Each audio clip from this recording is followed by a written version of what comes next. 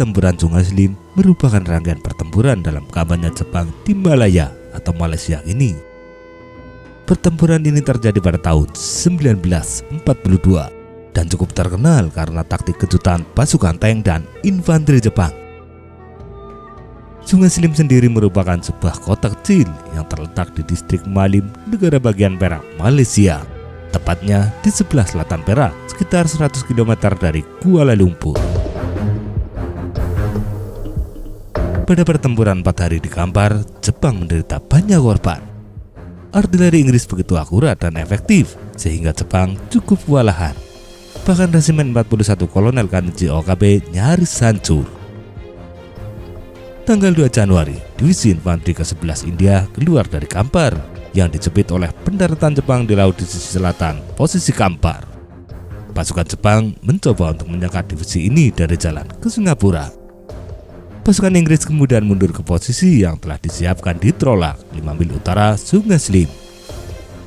Brigade Infanteri India ke-12 yang merupakan bagian dari Garnison Malaya dikirim untuk melindungi mundurnya divisi ke-11. Inggris telah kehilangan salah satu dari 3 brigadenya akibat pertempuran di Kampar.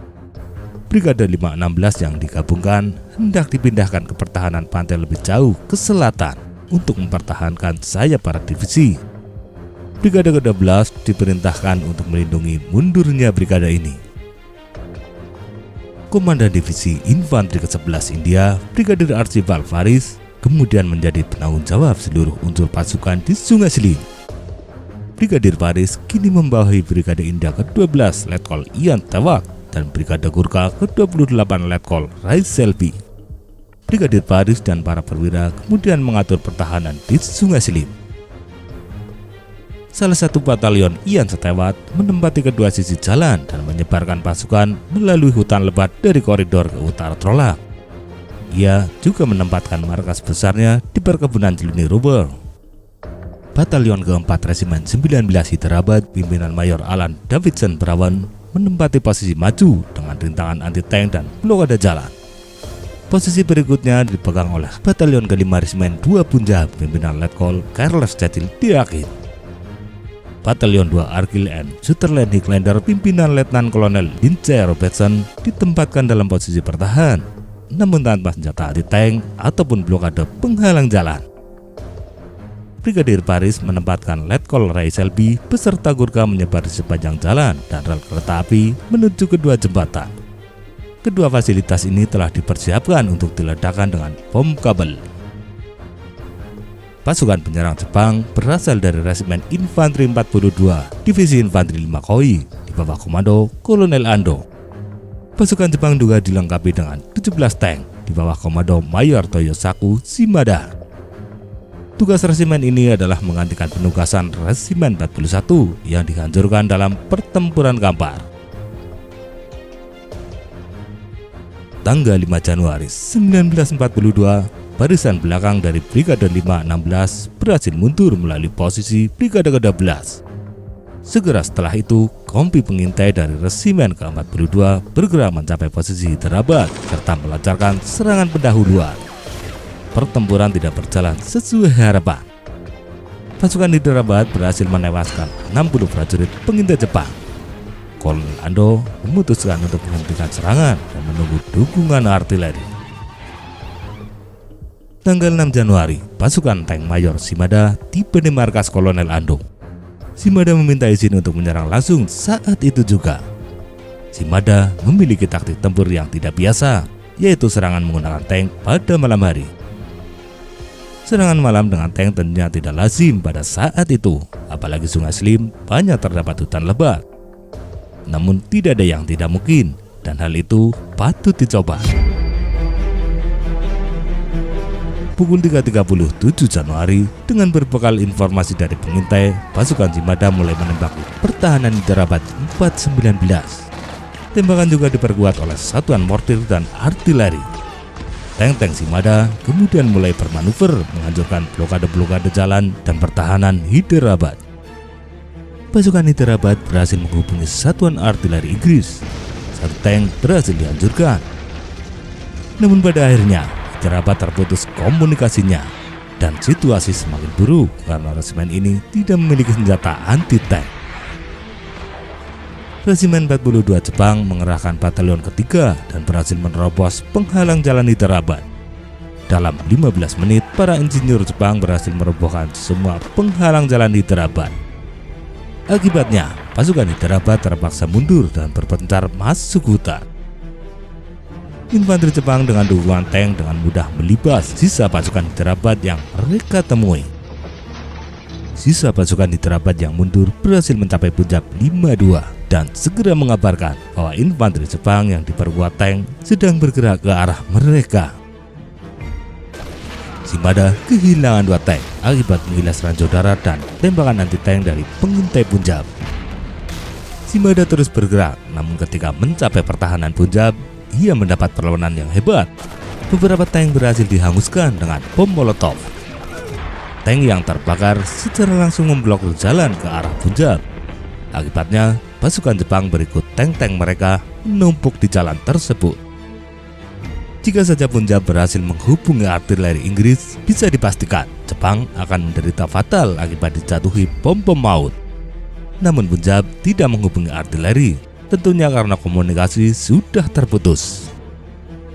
Tank Shimada menemukan jalan untuk keluar dari tempat tersebut dan terus bergerak memukul Punjab. Pukul 6 pagi, pasukan Jepang telah menetralisir sebagian besar batalion Punjab. Sementara itu, komandan Punjab beserta beberapa pasukannya berhasil melarikan diri menyeberangi sungai. Pukul 6.30, tank-tank Shimada mulai mendekati batalion 2 Argyll. Batalion tersebut mengambil posisi di desa Trolak dan menjadi pasukan pelindung utama markas Brigade ke-12. Prajurit Argyll tidak waspada dan salah mengira jika 4 tank Shimada yang datang adalah brand carrier Inggris. Tanpa rintangan jalan, tank Shimada dengan mudah dapat melewati Argyll dan terus bergerak menuju jembatan rel kereta api. Pertempuran meletus dengan sengit ketika pasukan utama Jepang tiba. Pasukan Jepang pun menghadapi perlawanan yang brutal yang tidak seperti pasukan sebelumnya. Kompi W dan Syekh Argyll berusaha keras menahan Jepang yang melaju ke selatan melalui hutan pedalaman. Pasukan Jepang berhasil ditahan hingga 1 jam lamanya. Baru pada pukul 7.30, Jepang dapat memukul mundur pasukan Argyll. Pasukan Jepang berhasil memecah Argyll menjadi kelompok-kelompok kecil. Kompi Nepil berhasil keluar dan menyeberangi sungai, sementara Kompi D tertangkap saat hendak menyeberangi sungai. Letnan Ian Primrose beserta beberapa anggota Argyll dan anggota Hyderabad berhasil ditangkap oleh Jepang. Jepang membunuh tawanan yang tidak mampu berjalan dengan tusukan bayonet dan tembakan. Tawanan juga dipaksa menggali kuburan untuk orang yang tewas dan juga dipaksa menggotong tentara Jepang yang terluka. Hanya 94 anggota Argyll yang dapat melarikan diri dan bersiap untuk pertempuran hari berikutnya. Ian Stewart dan pengawalnya juga turut melarikan diri. Di tempat lain, tank Shimada menghadapi perlawanan sengit dari batalion ke-5 Resimen 14 Punjab, Letnan Kolonel Leverance Seto. Pasukan Punjab ini sedang bergerak Trolak untuk memperkuat Brigade Stewart. Namun siapa sangka malah bertemu tank Jepang di jalan mereka. 3 tank yang dipimpin oleh Letnan Sadanobu Watanabe berhasil mencerai-beraikan pasukan Punjab. Letnan Stock dan Mayor Lewis terluka parah oleh tembakan tank dan kemudian tertangkap oleh Jepang. Pukul 8 pagi, tank Shimada mencapai area pertahanan Brigade ke-28 Gurkha. Letkol Ray Selby sama sekali tidak mengetahui serangan Jepang di beberapa tempat lainnya. Tank-tank Jepang dengan mudah menghancurkan Brigade ke-28. Korban pun berjatuhan. Batalion 2 Gurkha yang berada di area markas menjadi tercerai-berai. Namun banyak yang berhasil melarikan diri menyeberangi jembatan rel kereta api. Batalion 1 Gurkha Letkol Jack Oswald Fulton yang sedang menuju area tempur tiba-tiba disergap dan dihujani tembakan gencar senapan mesin tank. Banyak prajurit langsung tewas di tempat. Letkol Fulton sendiri terluka dan berhasil ditangkap. Hanya 1 perwira dan 27 prajurit yang selamat dan berhasil berkumpul keesokan harinya. Dengan runtuhnya pertahanan Brigade ke-28 Gurkha, maka posisi Jepang telah berada di area belakang divisi infanteri ke-11 India. Letnan Watanabe kemudian melaju menuju jembatan jalan penting sejauh 6 mil. Ia menerobos pertahanan resimen artileri 137 dan berhasil membubarkan para tentaranya. Dua kolonel Inggris yang sedang mengendarai mobil terbunuh oleh tank Watanabe. Pukul 8.30 pagi, Letnan Watanabe mencapai jembatan jalan raya. Watanabe juga berhasil memutus kabel peledak jembatan, sehingga peledakan yang direncanakan Inggris gagal total. Para tentara Inggris yang berada di jembatan dapat dengan mudah dinetralisir oleh pasukan Watanabe.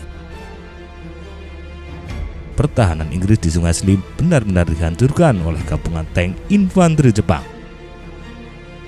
Watanabe yang telah berhasil menguasai jembatan memerintahkan Letnan Muda Sato untuk menjelajahi tepi sungai dengan 3 tank. Sato bertemu dengan unit dari resimen artileri lapangan ke-155 Inggris. Kru artileri berhasil menurunkan moncong meriam dengan cepat dan menembak tank Sato hingga hancur lebur. 2 tank lainnya berhasil kabur dan kembali ke jembatan jalan raya. Hingga penghujung hari itu, tidak ada lagi perlawanan besar dari tentara Inggris. Inggris benar-benar terkejut bahwa Jepang mampu menggerakkan tank pada malam hari.